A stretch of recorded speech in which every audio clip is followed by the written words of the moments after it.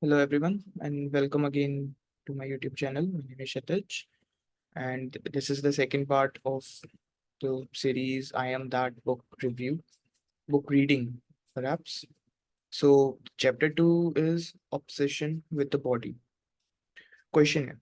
Maharaj, you are sitting in front of me and I am here at your feet. What is the basic difference between us, Maharaj? There is no basic difference. Questionnaire. Still, there must be some real difference. I come to you, you do not come to me, Maharaj. Because you imagine differences. You go here and there in search of superior people. Questionnaire. You too are a superior person. You claim to know the real, while I do not, Maharaj. Did I ever tell you that you do not know, and therefore you are inferior? Let those who invented such distinctions prove them. I do not claim to know what you do not.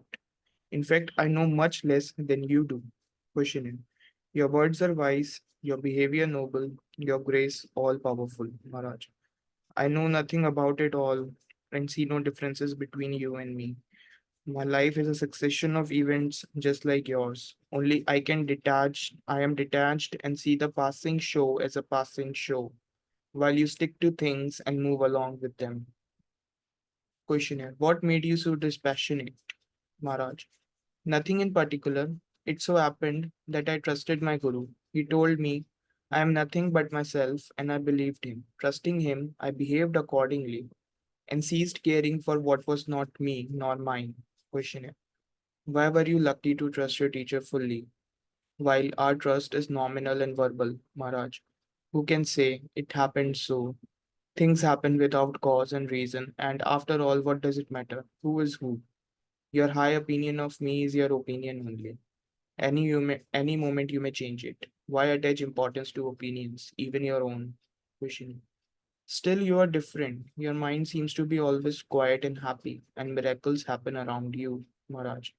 I know nothing about miracles, and I wonder whether nature admits exceptions to her laws, unless we agree that everything is a miracle. As to my mind, there is no such thing. There is consciousness in which everything happens. It is quite obvious and within the experience of everybody. You just do not look carefully enough. Look well and see what I see. Questioner. What do you see, Maharaj? I see what you too could see, here and now. But for the wrong focus of your attention, you give no attention to yourself. Your mind is all with things, people, and ideas, never with yourself. Bring yourself into focus. Become aware of your own existence. See how you function. Watch the motives and the results of your actions. Study the prison you have built around yourself by inadvertence. By knowing what you are not, you come to know yourself. The way back to yourself is through refusal and rejection. One thing is certain, the real is not imaginary. It is not a product of the mind. Even the sense, I am, is not continuous, though it is a useful pointer. It shows where to seek, but not what to seek. Just have a good look at it. Once you are convinced that you cannot say truthfully about yourself anything except I am, and that nothing that can be pointed out can be yourself, the need for the I am is over. You are no longer intent on verbalizing what you are. All you need is to get rid of the tendency to define yourself. All definitions apply to your body only and to its expressions. Once this obsession with the body goes, you will revert to your natural state spontaneously and effortlessly. The only difference between us is that I am aware of my natural state while you are bemused. Just like gold made into ornaments has no advantage over gold dust except when the mind makes it so. So are we, one in being. We differ only in appearance. We discover it by being honest, by searching, inquiring, questioning daily and hourly, by giving one life to discovery, to this discovery. This is the end of chapter 2, and I'm covering the chapter 3 in this video only. So, chapter 3 title is The Living Present. Questionnaire. As I can see, there is nothing wrong either with my body or with my real being. Both are not of my making and need not be improved upon. What has gone wrong is the inner body, call it mind, consciousness, Anthakaran, whatever the name. Maharaj. What do you consider to be wrong with your mind? Questionnaire. It is restless, greedy of the pleasant, and afraid of the unpleasant. Maharaj. What is wrong with it seeking the pleasant and shirking the unpleasant? Between the banks of pain and pleasure, the river of life flows. It is only when the mind refuses to flow with life and gets stuck at the banks that it becomes a problem. By flowing with life, I mean acceptance, letting come what comes and go what go. Desire not, fear not, observe the actual, as in when it happens. For you are not what happens, you are to whom it happens. Ultimately, even the observer, you are not. You are the ultimate potentiality of which all embracing consciousness is the manifestation and expression. Question. Yet between the body and the self, there lies a cloud of thoughts and feeling, which neither serves the body nor the self. These thoughts and feelings are flimsy, transient, and meaningless, mere mental dust that blinds and chokes. Yet they are there, obscuring and destroying. Maharaj. Surely the memory of an event cannot pass for the event itself, nor can the anticipation. There is something exceptional, unique about the present event, which the previous or the coming do not have. There's a livingness about it and an actuality. It stands out as if illumined. There is the stamp of reality on the actual which the past and future do not have. Questioner. What gives the present that stamp of reality? Maharaj. There is nothing peculiar in the present even to make it different from the past and future. For a moment, the past was actual and the future will become so. What makes the past, what makes the present so different? Obviously, my presence. I am real for I am always now in the present, and what is with me now shares in my reality. The past is in memory, the future in imagination. There is nothing in the present event itself that makes it stand out as real. It may be some simple periodical occurrence like the striking of the clock. In spite of our knowing that the successive strokes are identical, the present stroke is quite different from the previous one and the next as remembered or expected. A thing focused in the now is with me, for I am ever present. It is my own reality that I impart to the present event. Question. But we deal with things remembered as if they were real, Maharaj. We consider memories only when they come into the present. The forgotten is not counted until one is reminded, which implies bringing into the now. Questioning.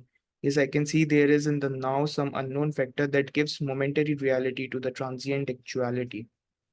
Maharaj, you need not say it is unknown, for you see it in constant operation. Since you were born, has it ever changed? Things and thoughts have been changing all the time, but the feeling that what is now is real has never changed, even in dream. Question. In deep sleep, there is no experience of the present reality, Maharaj. The blankness of deep sleep is due entirely to the lack of specific memories. But a general memory of well being is there. There is a difference in feeling when we say, I was deeply asleep, from I was absent. Questionnaire. We shall repeat the question we began with. Between life's source and life's expression, which is the body, there is the mind with its ever changeful states. The stream of mental states is endless, meaningless, and painful.